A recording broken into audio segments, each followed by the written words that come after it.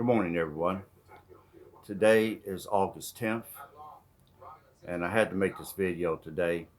As you know, I'm a vendor at local gun and knife shows. I sell self-defense equipment, and I wanted to talk to you a little bit about things that I observed this weekend at the show, and be able to hope that that warning will spur some people to get off the fence and get more into prepping and preparation right now, because I fear what's coming is going to blindside a lot of people and cause unnecessary suffering.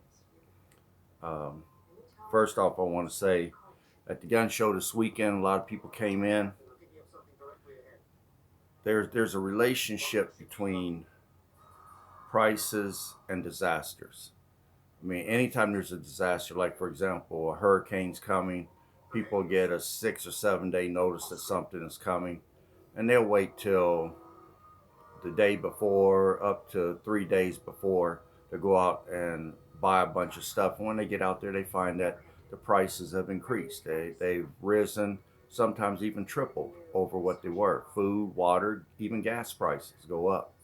And they want to holler that people are price gouging.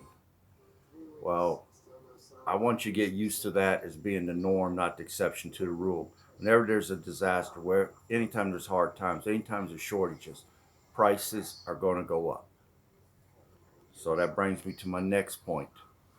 This weekend at the gun and knife show, people were coming in, and I'm going to tell you right now, I saw a lot of gun prices that were double what they were in the past.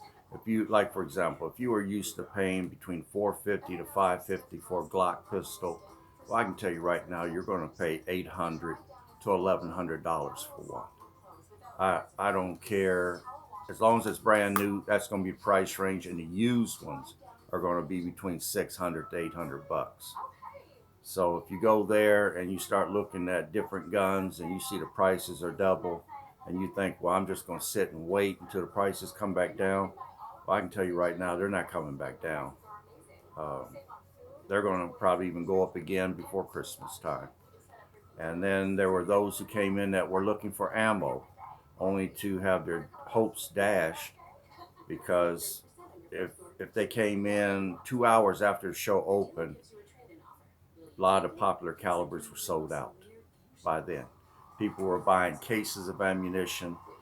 Um, they didn't care that, for example, 9mm was no longer 10 to 12 bucks a box.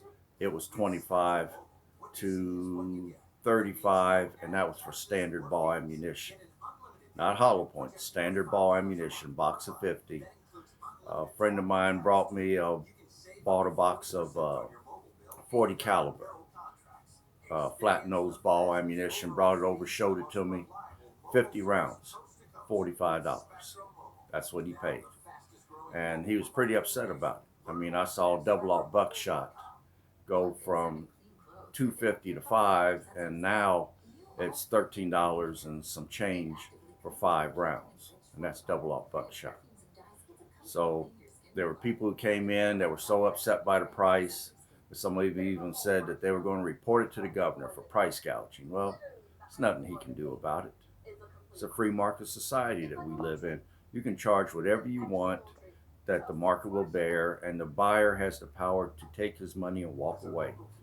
But when you go other places and you see the same prices and realize this is the new normal, doesn't matter how mad you get.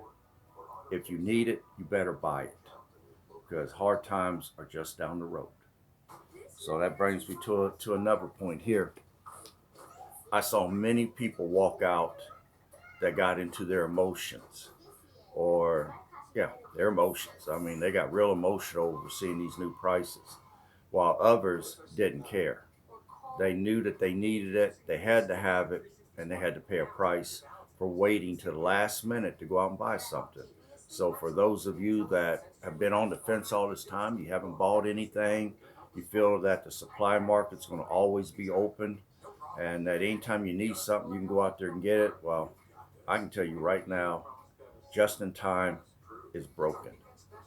It's failing to get the supplies to the market just in time for you to make a purchase. Shortages are happening, and those shortages are affecting prices. I mean, there's a law in economics that says when demand is high and supply is low, prices will rise.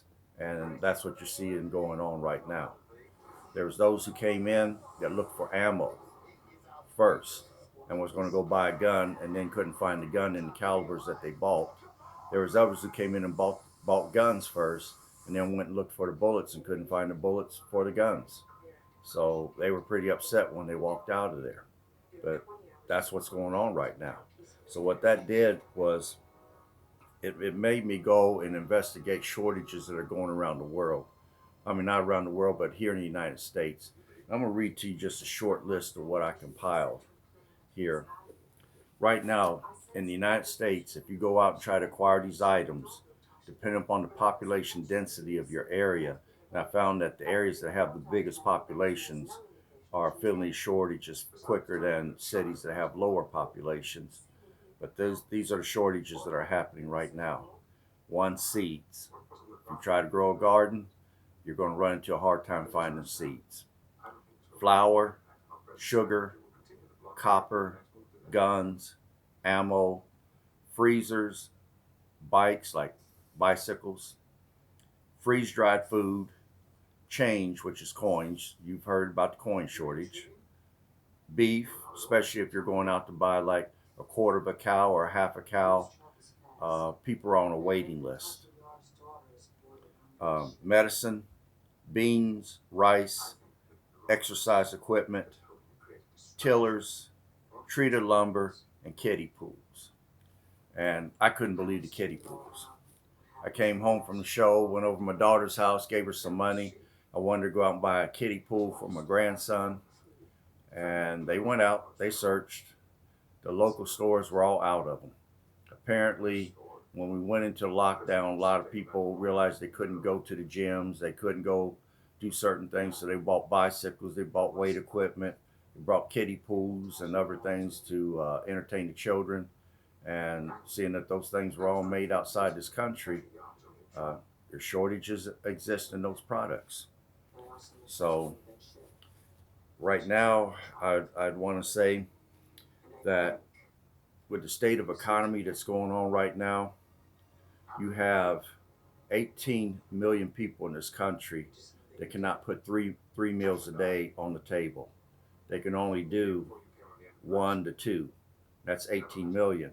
And in some cases, I'm being told by people that work in some of the school systems that the only meals that some of those kids are getting in a day's time is what they get at the school, so they don't know how they're eating right now. And I was kind of surprised to hear that. Uh, you got an eviction rate right now in the United States. Some of them didn't keep the rents paid or wasn't able to keep the rents paid because they were unemployed. You've got 30 million people right now facing evictions. Then with unemployment, they said today that there was 33 million that were unemployed, and probably up to 40% won't get their jobs back. But if you listen to other news sources, they actually are saying that there's between 40 to 50 million that are unemployed. And again, 30 to 40% of them will not get their jobs back.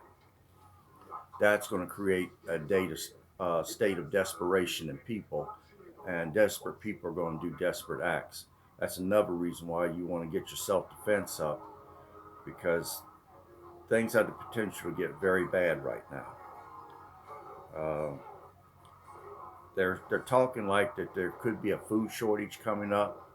I warned people back in February about the shortages and how they should be stockpiling so that they can have the things that they need. Um, some people are on the fence on that, and now they're going to have to pay higher prices.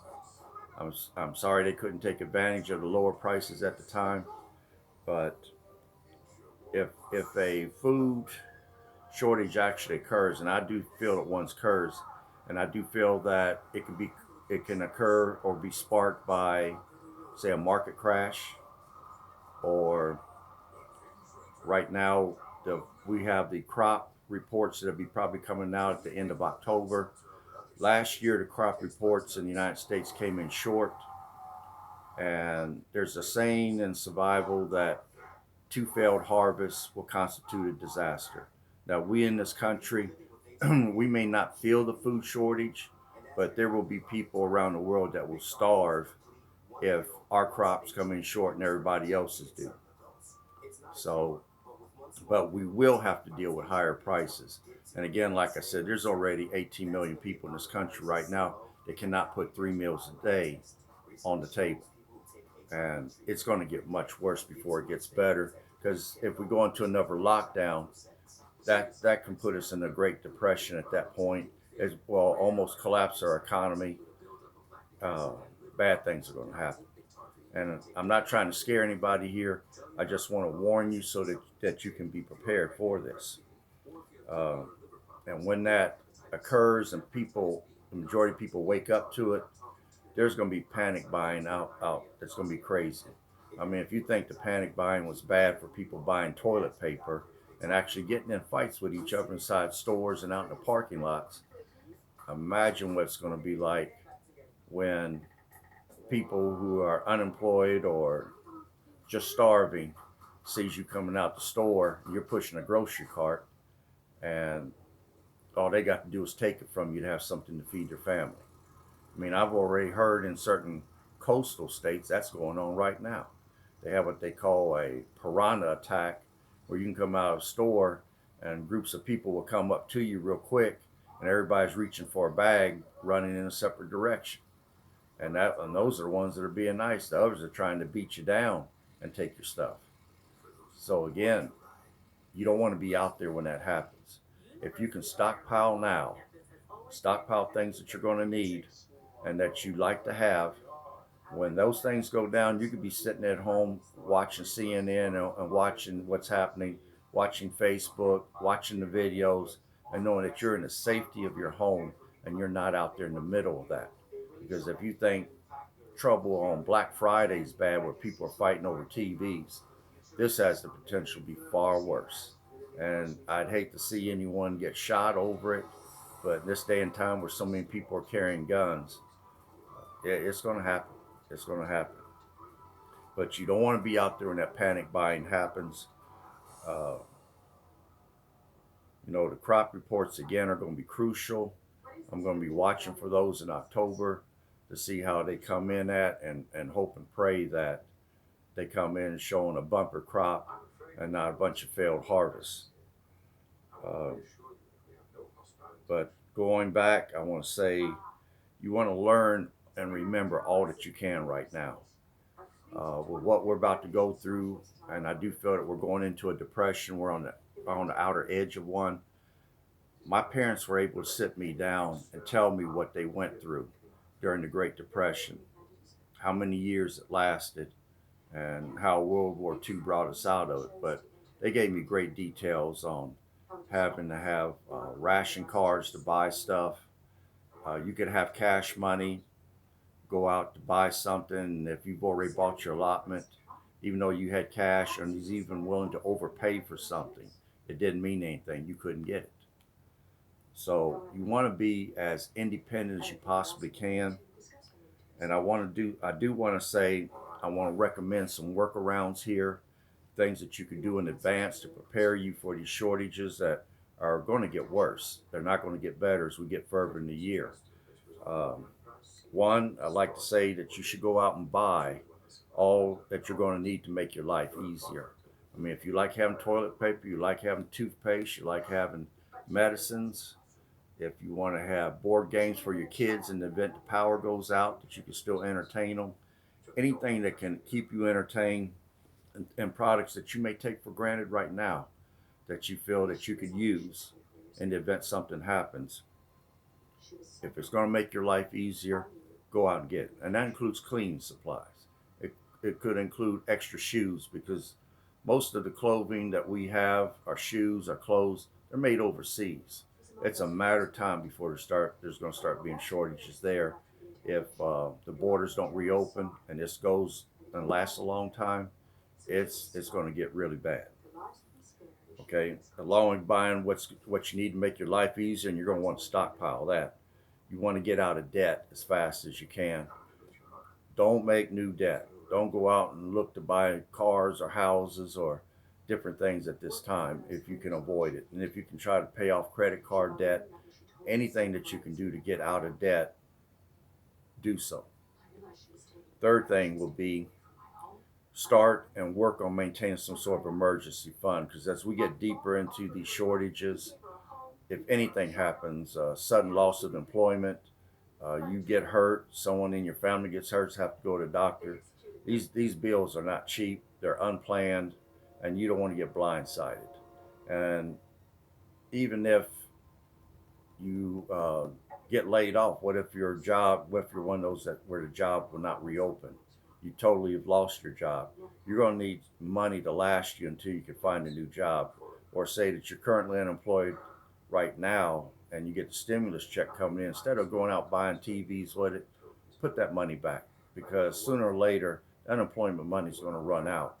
And if you got an emergency fund that you can fall back on until you can find some employment, that's going to go a long ways to keeping you out of trouble. So you definitely want to start maintaining some sort of emergency fund. The fourth thing I would recommend, and I'm not a financial advisor, this is what I'm personally doing. If you can afford to do so, buy some gold and silver, bullion coins, or any other asset that can be easily transferred into cash. Uh, I personally prefer silver. Gold's beyond my range, but everyone here watching this video should be able to afford at least one silver coin a month. And if you can start stacking silver, it's I don't know if you notice or not, but as the value of the American dollar goes down, gold and silver goes up. And when the American dollar is going up in value, gold and silver goes down. They have a converse relationship there. And it's kind of scary when I see silver and gold rising like it is. I know in the back of my mind the American dollar is losing value, and now it's going to start costing more money to buy the same products that you were used to buying. So part of these rising prices you see is actually inflation. Then the fifth thing I want to recommend, and I can't over recommend this, stockpile food, water, and meds. And again, anything else that's going to make your life easier. If you can, get your generator, because if the power goes out, your refrigerator is going to spoil within 24 hours. Your deep freeze, the food will be no good after 36 hours. You want to preserve the food that you're putting back. So get your generator of some type, either solar or gas powered or propane powered generator, but get you one, because that's going to go a long ways to maintain a morale in your home. You'll be able to run your TV. Kids can watch television, or grandchildren, or they can play games. You'll be able to keep power lights on at night instead of people sitting in the dark, hearing noises in the dark and becoming frightened. You'll keep your refrigerator running, microwave, all the things that you're used to on a day-to-day basis. That generator will help you to keep things running, and that's going to go a long ways keeping up morale. And morale is going to be the most important thing to have in your home, because in the long run, when you get to bunkering down in your home or sheltering in place, one of the hardest things you're going to have to do is going to be to get along with each other. I mean, just in the short 30-day shutdown that we had not too long ago, domestic violence went up. That showed right there that people weren't mentally prepared and didn't understand that you have to get along with each other. And if you let your kids move back in with you or something to try to have safety in numbers, again, they've been living away from the home for a while. The way that they're living may be different than the way you live. Your rules could be different than theirs. They may give more freedom to the children than what you gave them. When you guys all move back in together, there's got to be an understanding up front. Otherwise, you guys are going to start bickering and arguing over everything. So make sure that everybody knows the house rules. Make sure that everyone's willing to follow the house rules for your little men. But just know that you've got to be able to get along with each other. And whoever's watching this video, if you take it upon yourself to be what I call a morale officer in the home, to keep everybody occupied, keep everybody's morale up, just know that that's going to be the hardest task right there, is getting everybody to get along with each other. But know that hard times are ahead. Even the president says things are going to get worse before they get better. So I don't care whether Biden's in or Trump's in. Things is definitely going to be getting worse. You want to be prepared for this. You want to be out in front of it. You want to stockpile the things that are necessary. Forget about turning up bottles for a minute. Buy some silver. Forget about worrying about getting a flat screen TV. Stock up the freezer. Get ready. Buy canned goods. Get some staples, rice, beans, oatmeal. Get some staples that have long shelf life. Because I'm going to tell you this, you're only going to last so long as you got food and water. When you run out of food and water, it's game over. And that's for anybody. I don't care who you are. I don't care if you got 100 guns in the house. It won't mean nothing once you run out of food and water.